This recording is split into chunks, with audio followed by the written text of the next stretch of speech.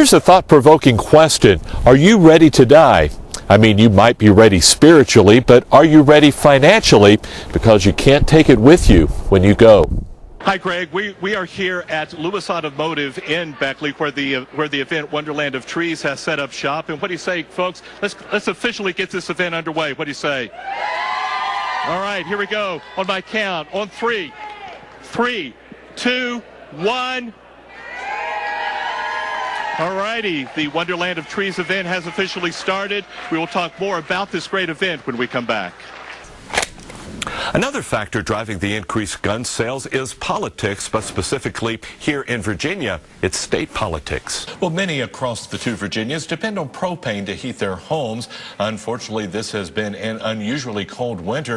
In the last few weeks, temperatures have dipped to the single digits and in some cases below zero, and that has meant a propane shortage. Michael Gore of Hinton heats his home with propane. With a shortage of the resource, he says his tank is only a quarter full. Well, sort of shocked, because propane readily available and it's abundant, at least I thought. And, you know, everybody's pushing propane, and now I hear there's a shortage, so it has to, you know, it keeps everybody on edge. Normally, we keep it warm enough that you're still in the house in a t-shirt. You know, there's plenty of sweatshirts in the house, so we could actually tone it down a little bit. Greg Rogers, president of RT Rogers Oil Company in Hinton, says getting propane these days has been a challenge because it's a difficult time in the industry. No, but it's just limited in that you can't just have all you want right now. So there is some limitations involved. He blames the cold weather for the propane shortage that has increased both demand and the price.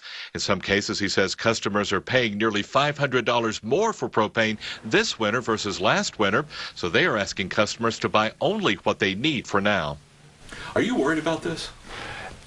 I would say a concern, not a worry, but a concern just because you want to be sure that we take care of our community and take care of our customers. So whenever you have limitations, then you're always concerned about how to manage those limitations. Rogers estimates the propane shortage should be over in between 2 to 4 weeks. As of late this afternoon, Greg, 19 suspects were arrested. The group is facing 47 felony charges.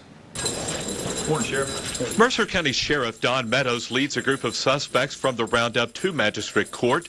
The suspects are facing charges related to the delivery of cocaine, heroin, and hydromorphone. I ain't sold no dope to nobody. Really? Then why did they arrest you? I don't know. First time ever getting in trouble. What did they say you did? Delivery of a controlled substance. Did you? No, sir.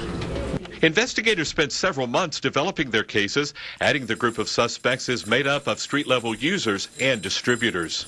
Several are obviously repeat customers, people that have been doing this and violating law for quite a long time. Officers with the Southern Regional Drug and Violent Crimes Task Force made the arrest. They believe they have made a dent in the war on drugs in Mercer County. We arrested these people. I don't know how many more there are out there that's going to step right up and take their place. So, you know, it's just hard to say. It's going to be a hit. It'll be a hit. I hope that it's a substantial hit. Late this afternoon, state police sent us pictures of 4 more suspects facing drug charges. As they're still looking for these folks as part of the roundup. To see those, head to our website, WVVA.com. And if you happen to know where any of these suspects may be, call police or 911. Tonight, a mom and dad are in jail, separated from their children because where they were staying, the kids were handling and eating human feces. It has many wondering how and why something like this would happen. It's awful nice little kids. They go, "Hey, Lynn," as they went down the road. Lillian Rose lives in the Ashland community of McDowell County, where a case of alleged child abuse has rocked the neighborhood. Investigators from the Sheriff's Department say the Perry family was staying at this house, and inside, their 2 children were handling and eating human excrement, adding the feces were in piles and also rubbed over the bed. The parents, Michael and Crystal Perry, are charged with child abuse, creating substantial risk of injury. The kids they would walk the kids constantly up and down the road. They had a little stroller they strolled, and I'd give them ice cream and popsicles, and, you know, they were good to their kids. It's just, I guess their living situation was the problem. Would somebody do something beautiful children that can't help themselves and that's looking for help and guidance from them. Why would they do that?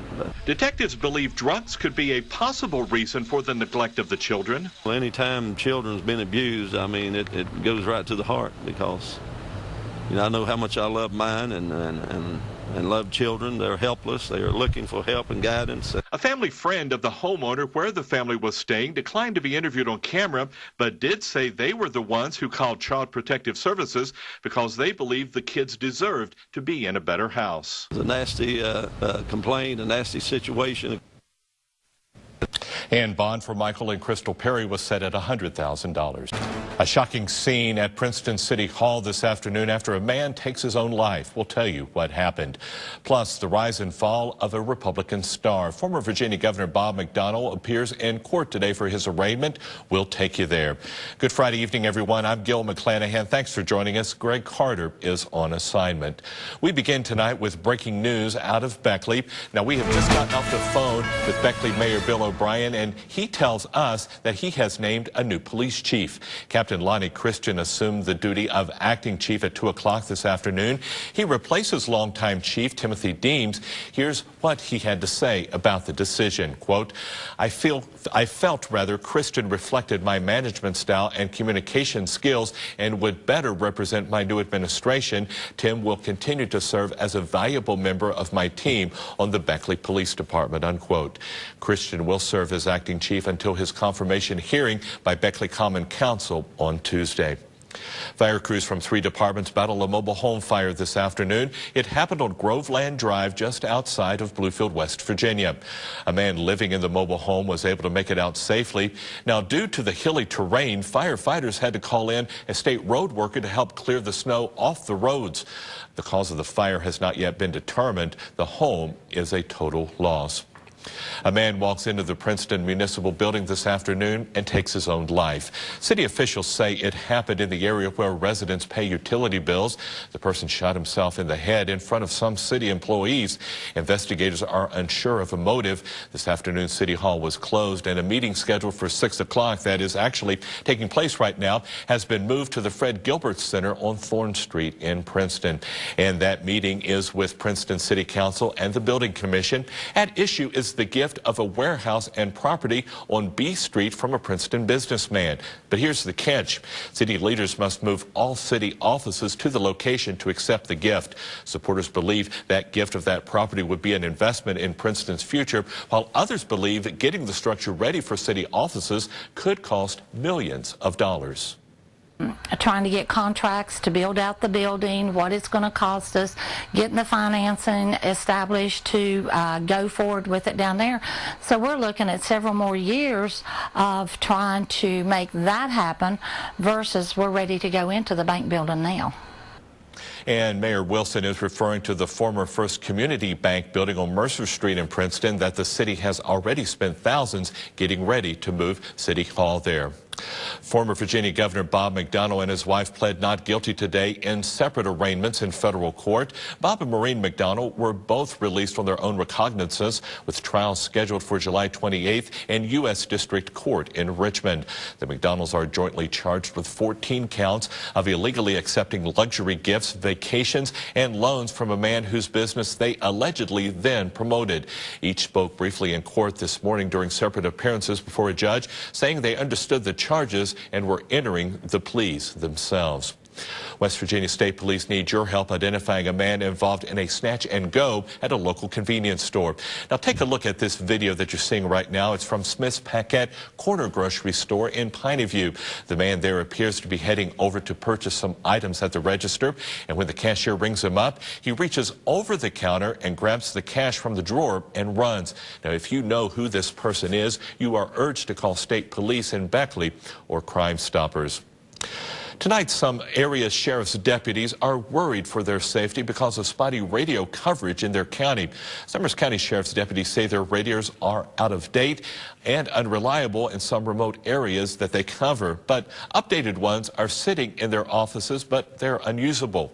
WVVA's Kristen Connor has our story.